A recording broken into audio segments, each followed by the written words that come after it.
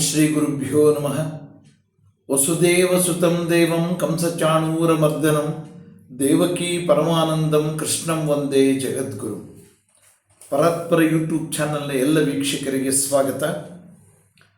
ನನ್ನ ಹಿಂದಿನ ವಿಡಿಯೋದಲ್ಲಿ ಶ್ರೀಕೃಷ್ಣ ಅರ್ಜುನನಿಗೆ ಜ್ಞಾನವನ್ನು ಪಡೆಯಬೇಕಾದಂಥವನು ಶ್ರದ್ಧಾವಂತನಾಗಿರಬೇಕು, ತತ್ಪರನಾಗಿರಬೇಕು ಮತ್ತು ಜಿತೇಂದ್ರಿಯನೂ ಆಗಿರಬೇಕು ಅಂತ ಹೇಳಿದ. ಮತ್ತು ಯಾರು ಜ್ಞಾನವನ್ನು ಪಡೆಯದೆ ಅಜ್ಞಾನಿಯಾಗಿರ್ತಾನೋ, ಶ್ರದ್ಧೆ ಇಲ್ಲದವನಾಗಿರ್ತಾನೋ, ಆತ್ಮವಿಶ್ವಾಸ ಇಲ್ಲದವನಾಗಿರ್ತಾನೋ ಅವನು ಖಂಡಿತವಾಗಿಯೂ ನಾಶವಾಗ್ತಾನೆ ಅನ್ನುವಂಥ ಮಾಹಿತಿಯನ್ನು ಕೊಟ್ಟಿದ್ದ. ಮತ್ತೆ ಮುಂದುವರೆದು ಹೇಳ್ತಾ ಇದ್ದಾನೆ, ಯೋಗ ಸನ್ಯಸ್ತ ಕರ್ಮಾಣಂ ಜ್ಞಾನ ಸಂಚಿನ್ನ ಸಂಶಯಂ ಆತ್ಮವಂತಂ ನ ಕರ್ಮಾಣಿ ನಿಬದ್ಧಂತಿ ಧನಂಜಯ ಅಂತ ಹೇಳಿದ. ಹೇ ಧನಂಜಯ, ಅರ್ಜುನನ ಧನಂಜಯ ಅಂತ ಸಂಬೋಧಿಸಿದ. ಯೋಗದಿಂದ ಕರ್ಮಗಳನ್ನು ನಾಶ ಮಾಡಿಕೊಂಡಿರ್ತಕ್ಕಂಥವನು ಮತ್ತು ಜ್ಞಾನದಿಂದ ಸಂಶಯಗಳನ್ನು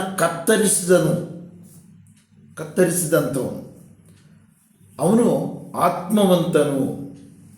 ಅವನು ಯಾವತ್ತೂ ಕೂಡ ಕರ್ಮಗಳು ಅವನನ್ನು ಬಂಧಿಸುವುದಿಲ್ಲ ಅಂತ ತಿಳಿಸಿದ. ಅಂದರೆ ಯಾವ ಫಲಾಪೇಕ್ಷೆ ಇಲ್ಲದೆ ಕರ್ಮವನ್ನು ಮಾಡುವಂಥದ್ದೇ ಒಂದು ಯೋಗ ಅಂತ ಈಗಾಗಲೇ ಹಿಂದಿನಿಂದ ಹೇಳ್ತಾ ಬಂದಿದ್ದೀವಿ. ಫಲಾಪೇಕ್ಷೆ ಇಲ್ಲದೆ ಮಾಡ್ತಕ್ಕಂತಹ ಕರ್ಮವೇ ಒಂದು ಯೋಗ. ಭಗವಂತನಿಗೆ ಅರ್ಪಣೆ ಮಾಡತಕ್ಕಂಥ ಮನಸ್ಸಿನಿಂದ, ಆ ಭಾವದಿಂದ ಕರ್ಮಗಳನ್ನು ಮಾಡುವಂಥದ್ದು ಒಂದು ಯೋಗ. ಆಗ ನಮಗೆ ಜ್ಞಾನ ಪ್ರಾಪ್ತಿ ಆಗುತ್ತೆ. ಆಗ ಅವನು ಆತ್ಮವಂತನಾಗ್ತಾನೆ, ಅಂದರೆ ಆತ್ಮಜ್ಞಾನಿ ಅಂತ ಕರೆಸ್ಕೊಳ್ತಾನೆ. ಅವನನ್ನು ಯಾವ ಕರ್ಮಗಳು ಕೂಡ ಬಂಧಿಸೋದಿಲ್ಲ. ಕರ್ಮಗಳನ್ನು ಮಾಡ್ತಾನೆ, ಆದರೆ ಯಾವ ಕರ್ಮಗಳು ಕೂಡ ಅವನನ್ನು ಬಂಧಿಸೋದಿಲ್ಲ. ಅಂದರೆ ಯಾವ ಕರ್ಮಗಳ ಬಗ್ಗೆನೂ ಕೂಡ ಅವನು ಯಾವ ಅಪೇಕ್ಷೆಯನ್ನಾಗಲಿ, ವ್ಯಾಮೋಹವನ್ನಾಗಲಿ, ಆಸೆಯನ್ನಾಗಲಿ ಇಟ್ಕೊಳ್ಳದೆ ಮಾಡುವಂಥದ್ದು. ಎಲ್ಲ ಕರ್ಮಗಳು ಭಗವಂತನಿಗೆ ಅರ್ಪಣೆ ಮಾಡುವಂಥ ಮನೋಭಾವದಿಂದ ಮಾಡುವಂಥವನು. ಅವನು ಆತ್ಮಜ್ಞಾನಿ, ಅವನನ್ನು ಆತ್ಮವಂತ ಅಂತ ಕರೆದಿದ್ದಾನೆ. ಮತ್ತೆ ಮುಂದುವರೆದು ಹೇಳ್ತಾನೆ, ತಸ್ಮಾದಜ್ಞಾನ ಸಂಭೂತಂ ಹೃತ್ಸ್ಥಂ ಜ್ಞಾನಸಿತಾತ್ಮನಂ ಹೃತ್ಸ್ಥಂ ಜ್ಞಾನಾಸಿನಾತ್ಮನಃ ಚಿತ್ತೈನಂ ಸಂಶಯಂ ಯೋಗಂ ಅತಿಷ್ಠೋತ್ತಿಷ್ಠ ಭಾರತ. ಇತಿ ಶ್ರೀಮದ್ಭಗವದ್ಗೀತಾಸು ಉಪನಿಷತ್ಸು ಬ್ರಹ್ಮವಿದ್ಯಾಯಾಂ ಯೋಗಶಾಸ್ತ್ರೇ ಶ್ರೀಕೃಷ್ಣಾರ್ಜುನ ಸಂವಾದೆ ಜ್ಞಾನಯೋಗೋ ನಾಮ ಚತುರ್ಥೋಧ್ಯಾಯ. 4ನೇ ಅಧ್ಯಾಯ ಇಲ್ಲಿಗೆ ಮುಗಿಯಿತು. ಏನು ಹೇಳ್ತಾ ಇದ್ದಾನೆ? ಈ ರೀತಿಯಲ್ಲಿ ಜ್ಞಾನವಂತನಾದವನು, ಆತ್ಮವಂತನಾದವನು ಯಾರಿರ್ತಾನೋ ಅವನು ಅಜ್ಞಾನದಿಂದ ಉಂಟಾದಂಥ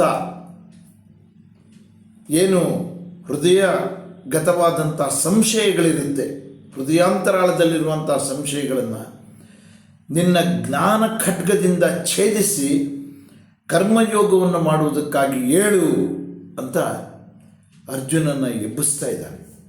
ಅಂದರೆ ಅವನನ್ನು ಜಾಗೃತಗೊಳಿಸ್ತಾ ಇದ್ದಾನೆ, ಯುದ್ಧೋನ್ಮುಖನಾಗೋದಕ್ಕೆ ಜಾಗೃತಗೊಳಿಸ್ತಾ ಇದ್ದಾನೆ.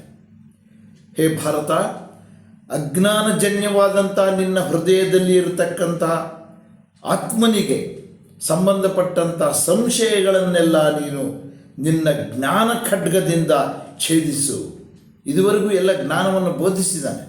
ಆದ್ದರಿಂದ ಆ ಜ್ಞಾನ ಖಡ್ಗದಿಂದ ಆ ಸಂಶಯಗಳನ್ನು ಛೇದಿಸು ಅಂತ ಹೇಳಿದ.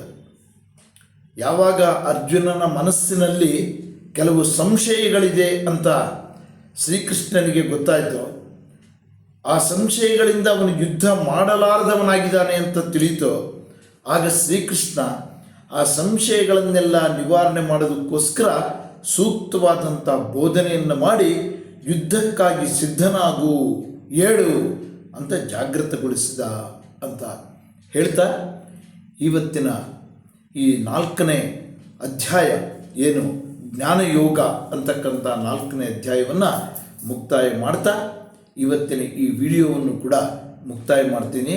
ನಮಸ್ಕಾರ.